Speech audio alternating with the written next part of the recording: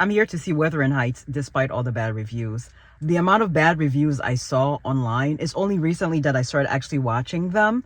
And the more I hear bad reviews about a movie, the more I want to check it out, because not to say people are lying. This many people saying it's bad means it's safe to assume that it's really bad. But I want to see for myself. Like the commercial. The trailer looks stunning. Like it looks visually appealing. You know, it has a lot of style. And that's what a lot of people were saying. A lot of the videos I've watched say that it has a lot of style but no substance. And even if you really, really want to dig into the style, they said a lot of the fabrics used for, because it's supposed to be a period piece, it was not even accurate. But anyway, I'm gonna check it out. I know nothing about Wuthering Heights. That was a lie. Well, of course I've heard of it, but I am more familiar with Jane Eyre, let's put it that way. And Jane Eyre was written by the sister of Emily Bronte, who wrote Wuthering Heights, and I quite like Jane Eyre. So we'll see about Wuthering Heights. I heard that it's supposed to be like a very depressing sort of story, and this one has been perverted. Is that a good word to use? Or that Emily, whatever her name is, not Emily, is her name Emily? The producer or the director of the movie has changed it into one of her fantasies, because she actually said it's how she thought of Wuthering Heights when she was 14 or something like that. Anyways, let's go check this movie out. I still have like 30 minutes. It's about to storm. Today's the day when they said we're supposed to have like stormy weather, and we're on a tornado watch, and I'm like, yeah, perfect time to go to the movies. So I'll see you on the other side.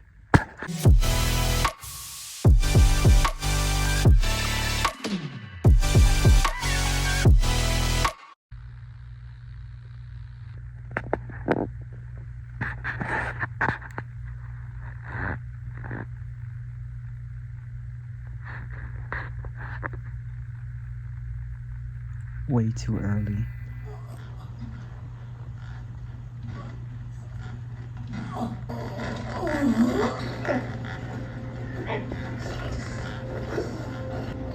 Look, I told you what happens when the neck don't break straight away. Like Dirty boys.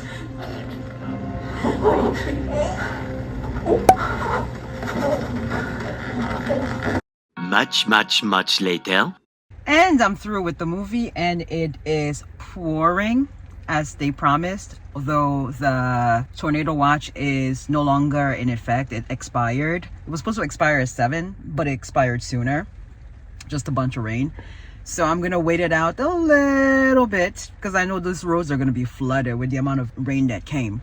So my phone my phone is charging right now in my car. It cut off like right at the beginning of the movie. The last clip you saw of the beginning of the movie, wherever the clip ended was when my phone died, or so I thought, because then after the movie I pulled out my phone and it came back on, but then it died right after. So yeah, I don't know. Yeah, so my phone died at the beginning of the movie, which was probably for the better, because I wasn't distracted pulling out my phone to look at the time or look at the weather. So yeah, I was able to focus on the movie the whole time. And a few notes. I did enjoy the movie. I'll say that right off the bat. I did enjoy the movie. The cinematography, the way things were shot, and the costume and set design, exquisite. Although I can see what people were critiquing as far as like the fabrics from that time period were concerned. Obviously I'm not a fabric historian, but I can see that like the shiny fabric wouldn't have existed back then. Please correct me in the comments. The hooded gown that she had, which made her look like Red Riding Hood when she went to go visit her father, just felt very gaudy and out of place. Like I don't know if they were trying to like experiment with putting like that kind of fabric in that time period, but it just stuck out like a sore thumb, and I didn't like it. And then what else? Yeah, the beginning of the movie was already like telling you what kind of a movie this was going to be. Like the fact that someone is being hanged and people are making out like it's some sort of like pleasure thing. Yeah, that's very interesting choice. And then like the tension that we're building up between the two characters, I guess maybe they were trying to make it titillating, but I found myself rolling my eyes at times. Like, what is this? And I do understand that you're supposed to be teenagers, but still, like, I was like, this is supposed to be like erotic. It didn't do it for me. It just felt like I was waiting the whole movie. All this supposed tension build up. You would think it would pay off in the end, and not really. I've seen better. You know, not to be too crude. I've seen better love scenes. I do agree with people that they probably should have named it something else, not Wuthering Heights, even if it's in quotes, because I can see where they would have borrowed from the story. Like I said, I haven't read the book, but I've watched a few creators break down of the story, and I see where they borrowed from the book, because Cathy would have had a brother. I mean, he eventually would die, but he didn't die that early in the book. He was still alive when they brought over Heathcliff. The father did like Heathcliff, and then the brother was the one who was abusive. But now they changed roles and made the father abusive and a drunk. So like they took liberties, which is why they shouldn't have named it Wuthering Heights. Even though the director said, oh, it's her version of Wuthering Heights. Don't call it that, because it's not Wuthering Heights. Just say you borrowed a few things from there and call it something else. I'm sure people who are fans of Wuthering Heights would have still gone to watch it, even if it wasn't called Wuthering Heights. But this was very deceiving. And then you go see it and you're like, this is not it. But yeah, overall, like I said, I did enjoy it. I wouldn't give it a 10 out of 10. No, sir. But I did enjoy it. It was worth my $15. Or rather, it was the perfect way to kill time while it was storming outside, quite literally and figuratively. So I will see you in the next clip if I have something else to say about the movie, which is highly unlikely. All those kind of like wet references were off-putting. Her sticking her finger in the jello with the fish, that was disgusting. And then like all the food on the table doesn't even look appetizing at all. And then the eggs in the bed, like it was supposed to be a prank.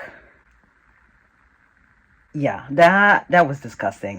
Also, let me acknowledge a point that was glazed over with the aesthetics. The fact that Cathy is, I wouldn't say she's happy with her choice of a husband, but I mean, it got her out of poverty. She's comfortable. The man loves her, but he isn't the one that she really wanted ultimately. She wanted Heathcliff, but he's poor. What we really wanted to show was that a level of like wealth and opulence that was just completely unheard of in this area at this time. We felt like for us as a modern audience to sort of understand Cathy's decision, it wasn't just the house next door that was quite nice. It was that she was being offered not just comfort and security and wealth, but something kind of strange and new and exciting to some degree. Also, Isabella and Nellie, I think they liked Cathy way more than a friend. It's very obvious. With Isabella, the gift that she gave her, which was the doll that she made from her hair, picking her hairbrush, and then what else did she give her? That book. The rose looked like a vagina. And the mushroom. So yeah, Isabella definitely had a thing for her, but obviously that's her brother's wife. But with Isabella, there was no need for her to get married to Heathcliff, knowing this man told her that, like, I don't like you. And every moment of every time I'm going to be with you, I'm going to be thinking about her. And she still said yes. What kind of low self-esteem do you have to have in order to do that when you have money? And let that man put you in a leash. I guess it was supposed to be like some kinky stuff, but that's hella disrespectful.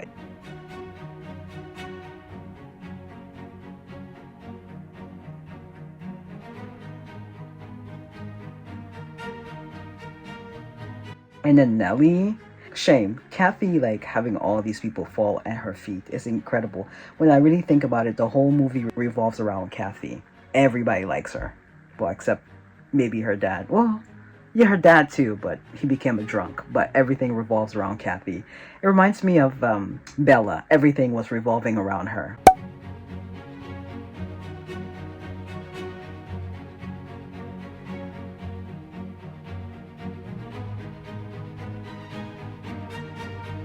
Also, that nod to Pride and Prejudice didn't go unnoticed. The scene with them two in the rain, exact same as in Pride and Prejudice when Mr. Darcy goes to confess to Lizzie. Goes to tell her that he loves her, and then she rejects the proposal because she's found out that he's the one who deterred his friend from getting married to her sister. What I've learnt is you can't ever learn or know anything about this book. Even though I have spent 25 years obsessed with this book, a significant portion of my life over the last few years making this film, I still go back to the book and find things that I didn't find before. I still imagine things that aren't in there. It's the most extraordinarily slippery and thrilling and visceral and timeless thing, Wuthering Heights.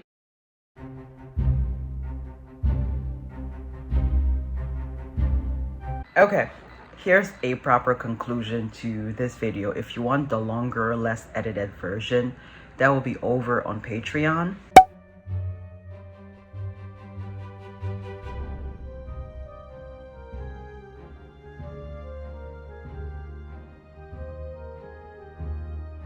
Which is free to join. However, if you would like exclusive to Patreon only content, which is also the same content I post from my memberships here on YouTube, same price, $4.99 here on YouTube to join my membership, $5 over on Patreon for exclusive content only. But like I said, it's free to join. There's other videos on there that you can watch. It's basically same videos that I post on here that are over there. The other alternative, if you do not want to get locked into a monthly subscription, as I assume a lot of people don't want to because they tend to forget and then they get charged, you could just purchase like specific videos you would like to watch. I also have collections. You can purchase the whole collections of videos that are going to have a lock on it, which means you have to pay to watch it.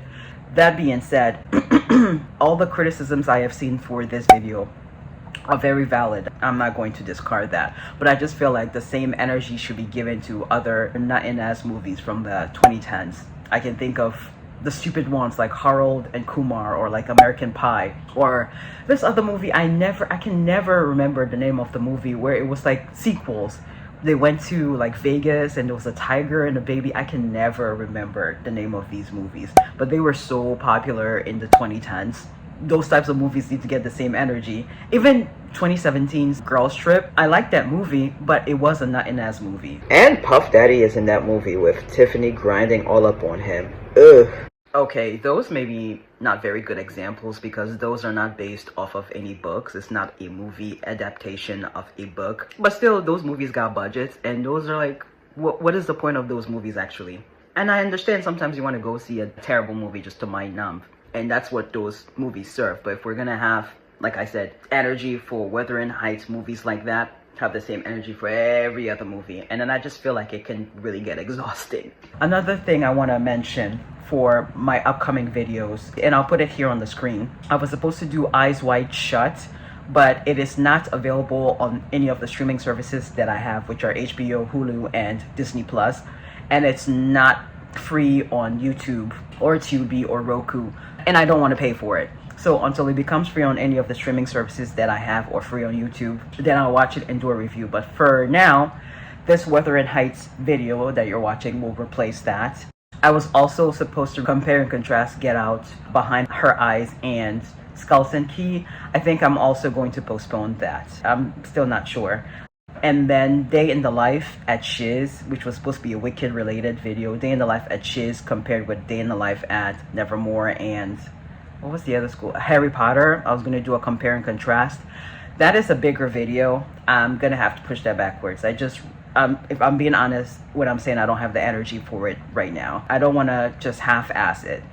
So I'll have it sometime like in May or June. I don't think anybody's really like waiting on that video, so it's fine. It'll come out when it comes out, but I'm just letting you know what I have coming out over the next couple weeks. And then once that's done, I will do my Cameroon content, which I'm really excited for. I'll put that on the screen as well so you can see what I have coming out Cameroon content wise. And I also, in the midst of doing that, will also be reviewing albums that came out last year that I never had a chance to review, and also albums that have come out this year. So lots of exciting things to look forward to, and I hope you stay tuned and subscribe. See you in the next one.